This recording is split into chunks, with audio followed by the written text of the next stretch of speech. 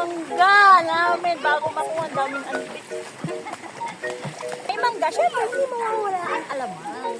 Unbox natin to. In-order namin to from Shopee. Salamat Shopee. Thank you Shopee. Buksan na natin. Ayan o, kitang-kita nyo ha.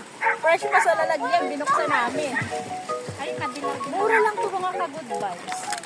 Natikman na namin to. Ang ganda ng view kasi yung likod natin. Ilog. Natikman na namin to. Ngayon ko lang ipapakita sa inyo sa video.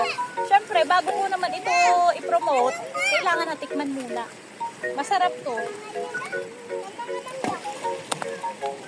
Yan, safe yung packaging niya, oh. Hindi agad-agad nabubuksan. Kasi babasagin to eh. Yan.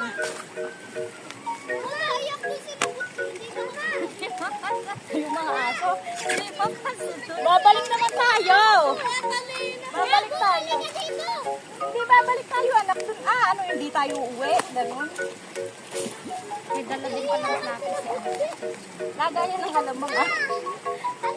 Ito, mahiwagang alamang. Charan! Charan! Ayan ang link sa comment section. 100 plus lang yan mga ka-good vibes. Sobrang mura. Tita Yolis, sweet and spicy alamang. 420 grams yung mga ka-good vibes. Sobrang dami. Ang laki niyan sa personal, ha? Ang laki niyan. Ang laki niyan.